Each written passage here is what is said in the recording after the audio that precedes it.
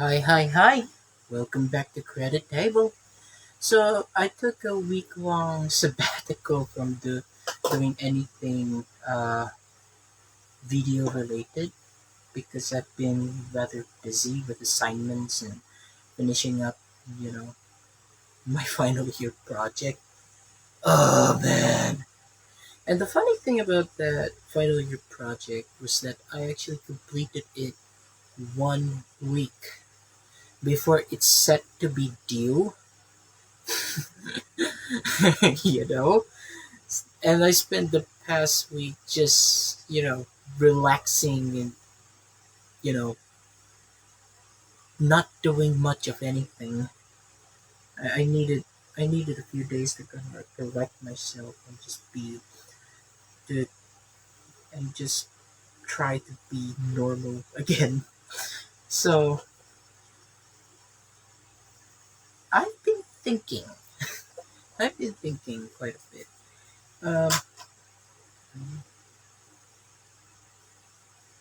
then this is what we're gonna do. Okay, so as you might have known, I this isn't the first time I've done a drawing and then I leave behind a link for you to kind of like and download pre this drawing outline that I've done so that you can go come along and you know join in with me on the fun. The problem is I sometimes forgot to give the link, and even if I give the link, it's going to be rather obscure and it's going to be in the description. So here's what we're going to do. I'm going to provide both the link to to the outline version of this drawing, as well as this reference photo to the drawing I'm doing in both the description and the comment section so that, you know, everybody can read it and so on and so forth. And on top of that, I've been making some, you know, throwback art. Having done doing this for almost, 12 years now, uh, you're bound to have a lot of drawing in your collection that you kind of want to share. But the one thing that 2016 me doesn't take into account was that in 2023 I would have been a massive Gillian Anderson fan. So here's what we're gonna do today.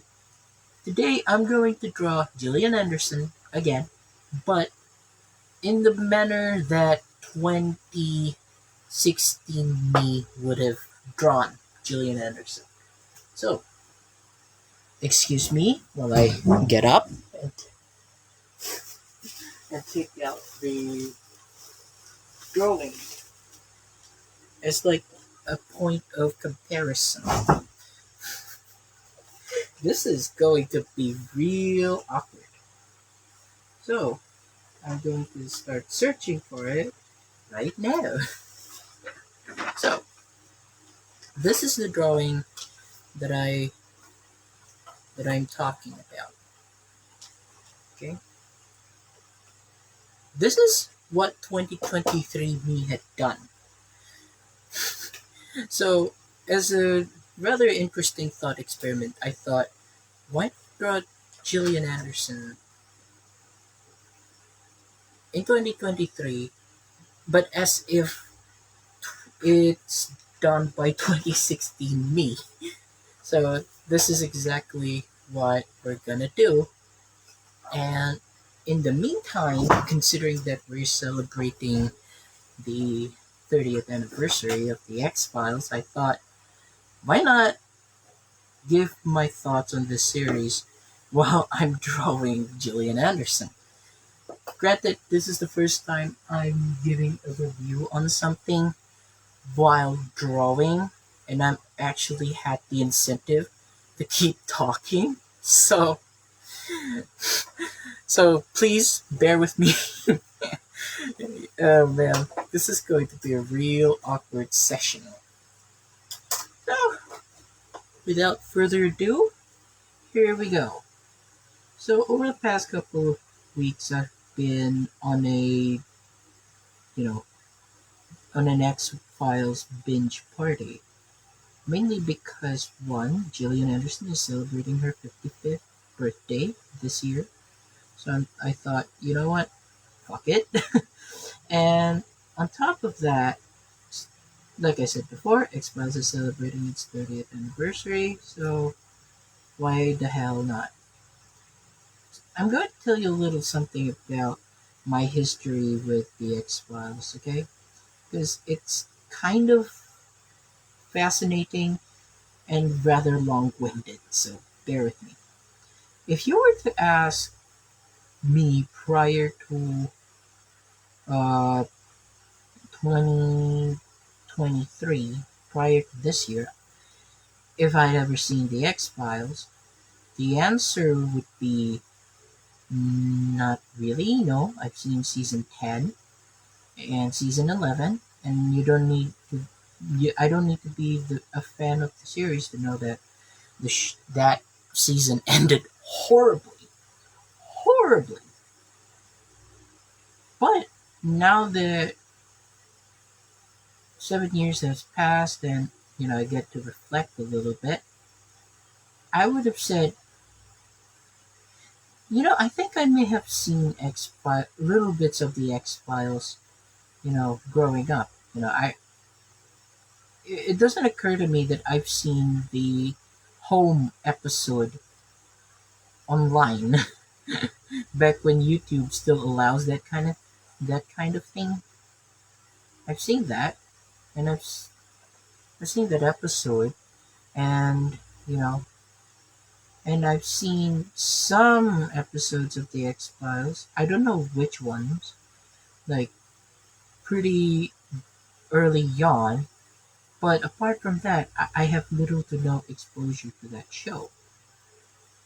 So here's 2023 me trying to be like, you know what? Let's undo that error. And if you were to ask me what would the characters be like, what my first impression of the series would be without having to watch it, I would say, oh, it's Mulder and Scully, and Mulder is kind of the fun, lovable goofball, and Scully is the you know, more stern counterpart. That's what dumb me would have said. What what the character actually was. What Mulder and Scully was like actually was that they are on equal footing in terms of intellect. It's just that Mulder is more open-minded to possibilities beyond the realm of like plausibility, while Scully is really interesting because we're supposed to think that uh she's this woman of you know she's this woman of like I have to follow all the rules and all that kind of stuff, which she kind of is. But when she's with Mulder, she gets a bit like weird. Yeah, she's a bit weird herself. I think that's one of the main reasons why they have such wonderful chemistry. They are both really weird people in different fields, but they are incredibly weird people. But they still came across as very intellectual and more than capable of actually functioning in the FBI. That's why even though Mulder was told off many, many, many times that if he kept doing this, he's gonna get fired or suspended or anything like that, you know, they still kept him because he's just that good at his job. He's one of the best profilers in the FBI, even though he is kind of a joke. And here's another thing about Mulder. Okay, I thought Mulder was gonna be this kind of like funny, goofy sort of guy.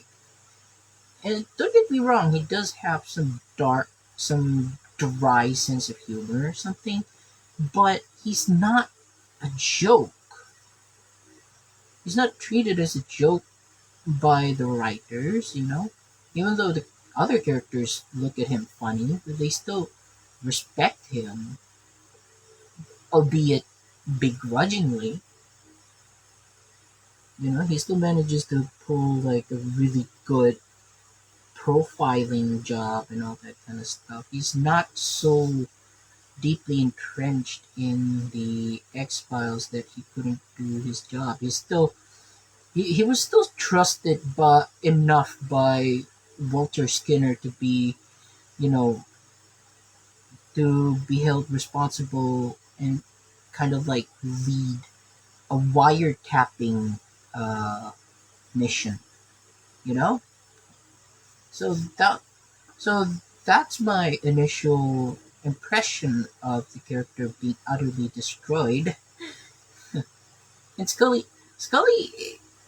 I thought Scully was going to be rather like tight, you know, person, and Mulder's going to teach her how to be less uh, rigid in her protocols and all that. Be more about the intuition and less you know, about the protocol, the kind of stupid thing.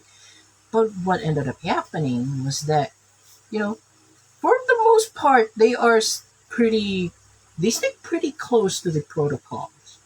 They never did anything that would warrant like them being arrested, other than the fact that they got too close to the X Files and the truth and all that kind of stuff.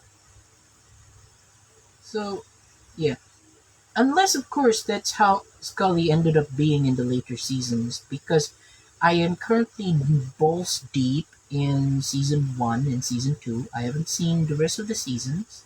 I've seen season 10 and I've seen season 11. I know how horribly it ended, and I have no intention of rewatching that season again. But but something tells me I have to, because my god, my god, I would love to get to learn the context behind why why some things happen in season 10 and 11. I need to know what the hell happened there without necessarily having to go through, the bullshit that people back in 2000 all the way to 2002 had to deal with. So, yeah. Now, what are my thoughts on the X Files so far? Well, this is interesting. This is an interesting thing to say because obviously, with the benefit of hindsight, I know how the show ended, and it ain't pretty. But what are my thoughts currently on the show? Having seen the entirety of season 1, but having not seen the other seasons, except from Home, which I watched out of order. Out of order. That's literally the only episode of the X Files that I actively wanted to watch, mainly because I was in that phase in my life where I wanted to be this edgy kid. But that's beside the point. Okay, so in my not so humble opinion, I think that while the X Files wasn't the best show ever, I mean, season 11 freaking like killed that area of discourse in one fell swoop. I think that it is a flawed series. And one of the main reasons why is that it became kind of a victim of its own success. The series could have ended at season 5 and people would have looked on at the show fondly and nobody is going to like wonder whether or not Chris Carter's brain was replaced by stupid slime. But Fox simply just refused to let the series die a dignified death. Oh man. It's at this point that I have to go um, from trashing Chris Carter to actively feeling sympathy for the guy because in it there are multiple points in an interview where he was like, God, please just let the series end. Just let the series end. I want to move on. I wanted to do something else with my life. But Fox just refused to do it. Because cha-ching, cha-ching. Even back in season one, he lost like a couple of writers, and then he lost some freelance directors. He had to scrounge about, you know, he had to scrounge about the, you know, the entire entertainment industry to find directors that could work on the X Files.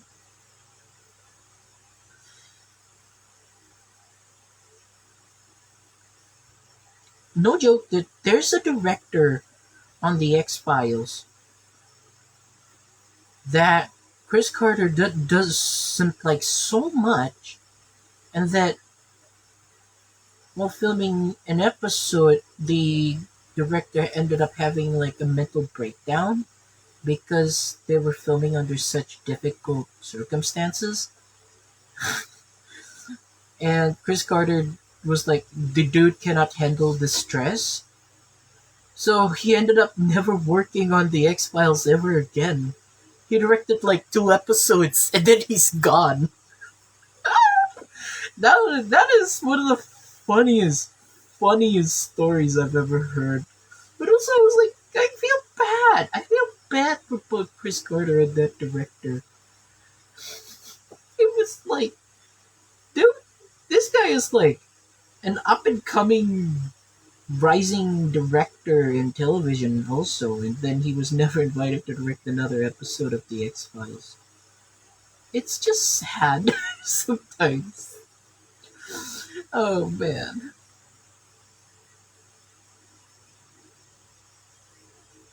Okay, and now I'm gonna go into talking about these episodes. Now, as far as season 1 goes, this is pretty much typical for season 1.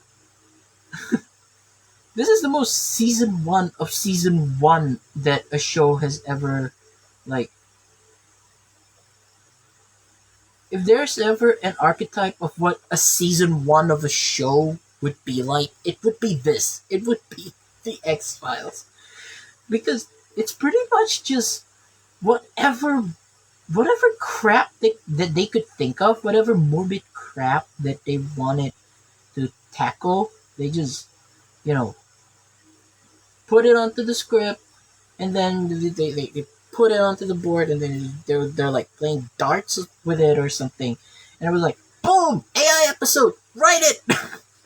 but I don't know how to write an episode with AI. I don't know. I don't care. Just do it. Just do it. Just make the AI develop a personality or something. We don't have time. We have 24 episodes to film. And Gillian is fucking pregnant. Go, do it, write it. I don't care. And as a result, some of the scripts got more love than the other. Like, obviously, the pilot episode is going to be given with a lot of care and attention, even though some of the dialogue was literally just them explaining the character of da da da da da. You know, there's literally a scene near the beginning of the pilot where this Fox Mulder, and then Scully was like, by reputation. They call him Spooky Mulder at the Quantico Academy. It's like, oh, okay.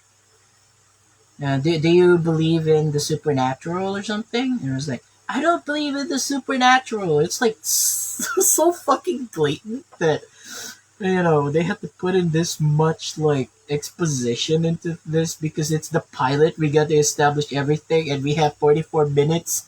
We only have 44 minutes to do this. Just go fucking rush that shit out. But in terms of rushing things out, I think this is pretty good. It's pretty good overall. It's a nice introduction to the show's mythology, and it's a nice way to kind of like, oh wait, Mulder and Scully actually have chemistry with one another. I we initially thought they were just going to be like bickering and bickering and bickering and endless bickering, but no, Mulder and Scully developed like mutual respect like right away. It was almost refreshing to see that, and because it's kind of funny that you know that the X Files inspired so much of these you know skeptic annoying skeptic versus annoying believer sort of trope, and they have popularized it. That it ended up being kind of like a detriment to the show's own legacy because people who watch the show for the first time will think that's exactly the dynamic that Mulder and Scully would have, but no, like literally minutes after they met one another in that screening room, they immediately developed like a kinship to one another. I mean, did you see that like kind of naughty smile that Scully gave before the scene transitioned away? That was good. That was a that was a really good scene to kind of end on. And then they went on a plane, and this is also one of the biggest recurring motif that we have with the show, that being, Mulder and Scully had to run a lot. And I read on the Wikipedia that neither Mulder nor Scully can directly interact with the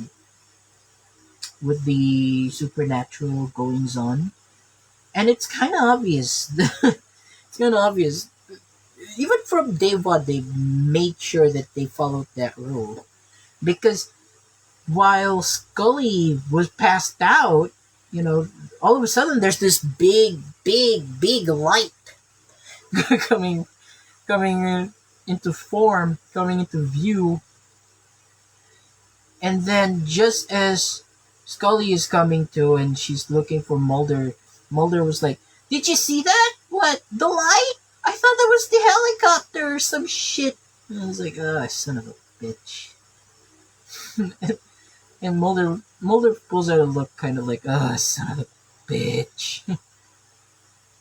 And plot twist, if you haven't seen the pilot of the X Files yet, so this is kind of the plot. Okay, so there's this big graduating class.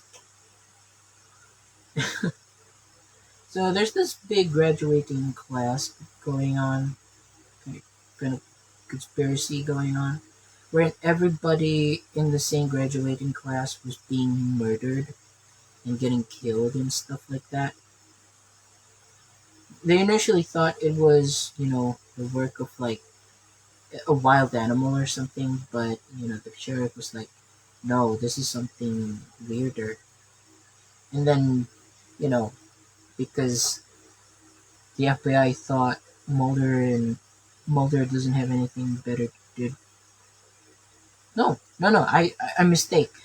And because the FBI thought Scully doesn't have anything better to do than to open up the corpses and train, you know, medical students there, medical officers. Yeah, they decided to kind of like assign Scully to investigating the murders with Mulder to kind of like disprove the theory and try their best to kind of like bury the X Files under the hatchet or something. So yeah, that ended up being the plot, and the plot twist was that all the killings was done by this kid comat who was comatose, and the explanation was that he was controlled by aliens to to bring those students that to bring the students into the woods and you know so that the aliens can experiment on the students. So that was the first episode. The second episode was Deep Throat, and that episode revolves around some strange goings on with like fighter pilots who are like doing these experimental things and who are flying like experimental aircrafts and stuff. And one of the pilots had a mental breakdown, and Mulder and Scully had to go there and investigate it without the proper authority of the FBI, of course. And I don't have much to say about this episode other than the fact that for the longest time I thought Deep Throat was the chain smoking man. Damn it! Oh man, I was like, wait, he's supposed to be the villain, right? Like, wait, isn't that the villain? He looks different. Did they recast the villain or something? Nope, I'm just being stupid. That's a different guy. That's Deep Throat, who played by Jerry Harden, who is Mulder's um, soon to be informant throughout the series. Nothing much happened other than the fact that Scully took somebody hostage and that they managed to capture Mulder and they managed to like systematically erase the memories of what he had to endure in that kind of torture facility or something. It's a nothing episode, but I'll take it. Like, come on, it's the second episode of season one. What am I expecting really? It's not bad. It's not good. It's not bad either. You want bad? I'll show you bad. A few episodes later, and then Conduit, where this teenager went missing. It's boring. I don't have much to say about it. I don't have much to say about that episode. That's why that's why I mentioned that season one of the X Files is the most season one of a show to ever season one. It's like it's clear that there are some things that they haven't fully established yet. Rules that they haven't established yet. So and they want to like make sure that the plot was like interesting enough for people to keep on watching, that kind of stuff. This is another one of those episodes where I have little to no uh, enthusiasm about it. It's not bad, but I'm not gonna go back and watch it again. you know? So, we'll move on to the next episode, which, if I'm not mistaken, is Ghost in the Machine? Yes? I forgot. I really forgot. What did the X Files erase my brain or something? Erase memories from my brain or something? It's their X Files theme here. Uh, but I don't remember a lot of the episodes of season one, mainly because some of them are kind of boring. It's like, okay, it's this episode. I think the third one is Squeeze. Is it Squeeze? I think the third episode is Squeeze. So the third episode is Squeeze, where it had Percy from Green Mile, who was like this shape shifting alien who could uh, squeeze through really tight spaces, and those who and that he is that kind of killer where he will go and hibernate every like 12 years or something.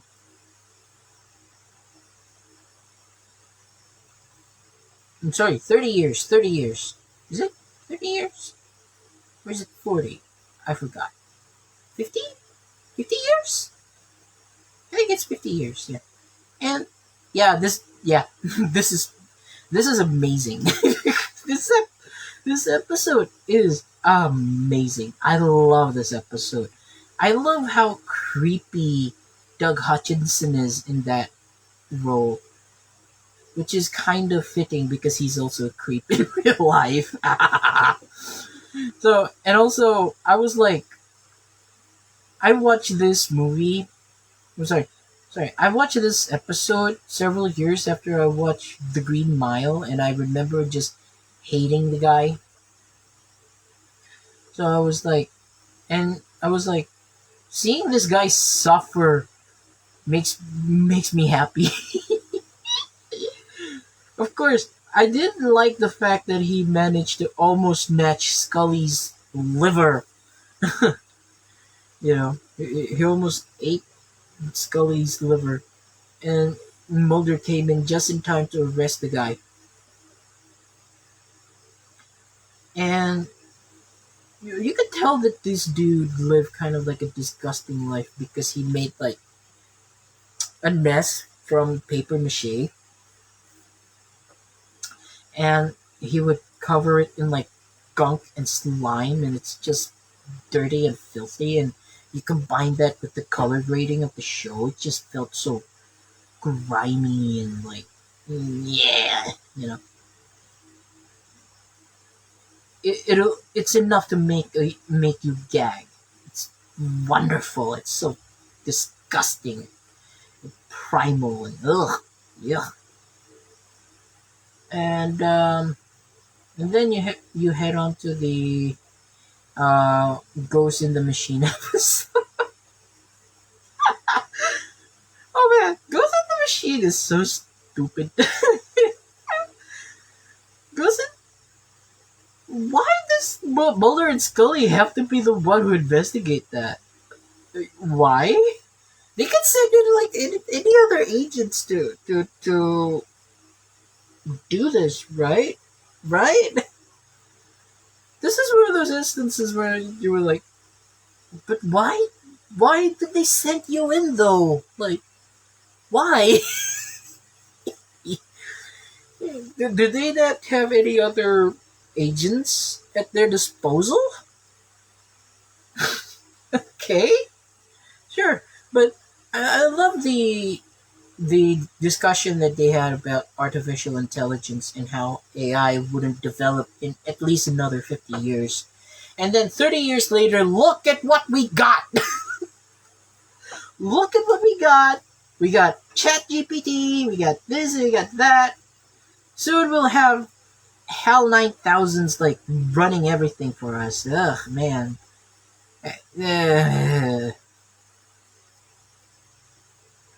And I was also kind of confused as to why that guy had to take the fall for the thing malfunctioning. I'm sure they explained it somewhere. I'm sure they explained it. They explained that he felt a bit like Oppenheimer or something, but why though? But why do you have to be the one that got arrested? Why do you have to take the fall for this? And why in the name of God that did you fucking um was like did you fucking hesitate to like hang on, somebody's calling me.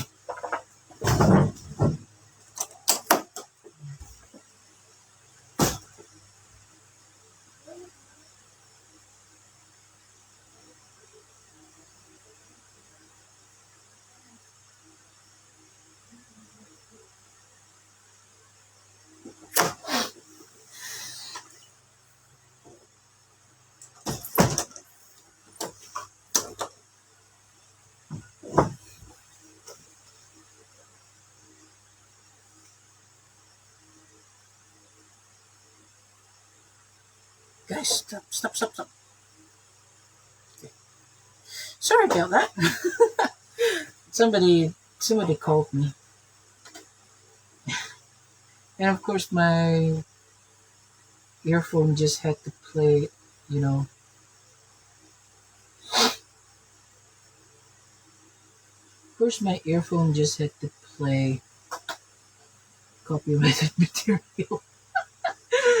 Oh man. Oh man, I'm gonna have a tough time removing that from the video. I don't think we've done it. I'm gonna talk. Yeah, that episode is boring. I don't like it at all. Um, I'm gonna start talking about the really interesting episodes though, if you don't mind, because I don't think we have enough time to talk about all the episodes. Um, so I'm gonna go ahead and talk about the episode Space. Oh my god, the episode Space is so stupid. I love it. No joke, I watched that episode more than Beyond the Sea. It's so stupid, it's almost funny. Wow. So, what's the episode about? Okay, so the head of NASA is fucking possessed by an alien. Oh my god. The head of NASA is possessed by an alien, and the alien is forcing this NASA guy to, like, sabotage this mission that they have. They're going to.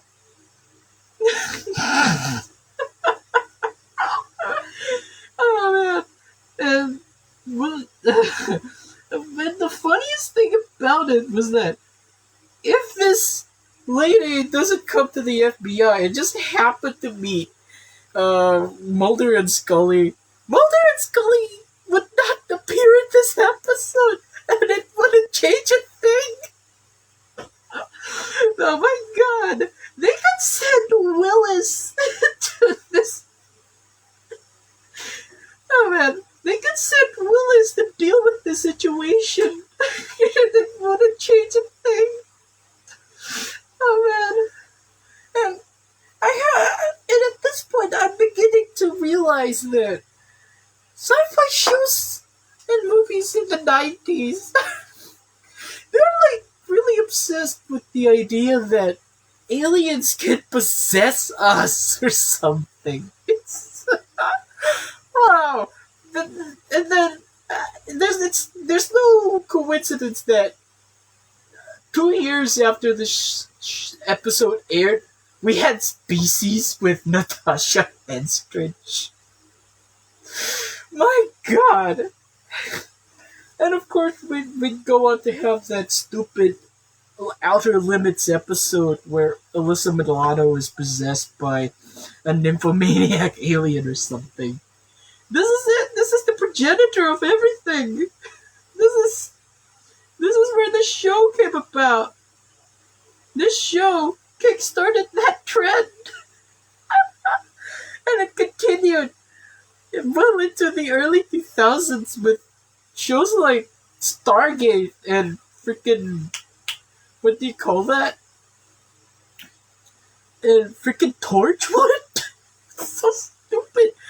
There's a part in the episode where where Mulder and Scully are driving behind, this lady who is like the second in command of the whole mission, and it's raining, and then the face appeared in the mist, and it causes the lady to kind of like crash her car, and it flipped, and all of a sudden and all of a sudden, it's pure kitschy 90s fashion.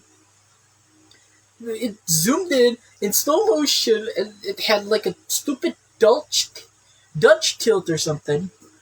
And and you see this face in the mist. It's so stupid. I don't love it. But that also made me question, why didn't it possess the second in command?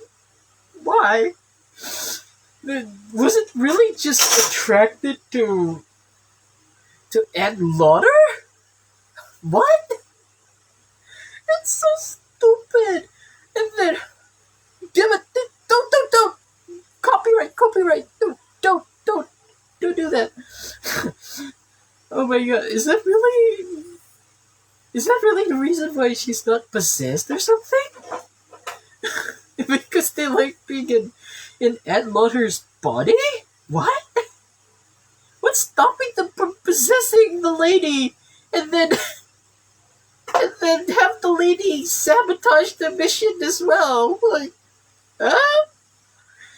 Anyway, Ed Lauder died in this episode because he couldn't handle this thing anymore.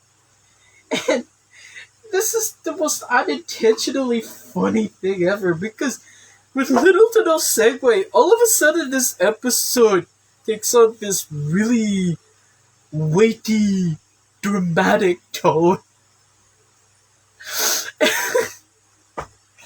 My god! And no joke, during the scene where they bury the guy, and where they buried the guy at the funeral, and then you see the second in command lying to the people about the reality of what happened, I burst out in pure laughter of bliss. It's so stupid. Oh man, it's so kitschy, it's so fun. Oh man. I swear, I spent more time talking about this episode more than Beyond the Sea, which is one of the best episodes of the series. Oh man. And the most insulting thing about this episode is that it came after Ice, which is one of the best episodes of the X-Files ever. Wow, I felt like my intelligence was disrespected. It's so dumb. I had too much fun talking about it. I guess this is it. I guess that's all the time we get, because voila, the the thing is over. It's over. We completed it. Ta-da! So this is how 2016 me would have drawn Gillian Anderson. Let's just say I'm glad I waited until 2023 to start drawing her. Because my god, look at this. Oh man, I had so much fun talking about this stupid episode. Oh man, maybe I'll. Wait, oh my god, my brain is replaced by stupid. I thought this is March. It's August. So, oh my god. Oh no, my brain is replaced by stupid. It's replaced by stupid juice. So yeah, that's that, I suppose, trust me when I say that's nowhere near half of what I have to say about X Files Season 1. I had way too much fun talking about this series. So, next time I'm gonna resume talking about Season 1, and perhaps you will have much more fun doing this, and I'll pick a drawing to match the breadth of topic that I wanted to discuss. So, yeah, editing this is going to be a nightmare because, oh man, copyright is going to kill me. Okay. So, that's about it. That's nowhere near halfway of what I have to say, but it's enough of what I have to say for now. So, thank you for watching. Don't forget to like, subscribe, share, comment, whatever. And I'll see you next time. Take care.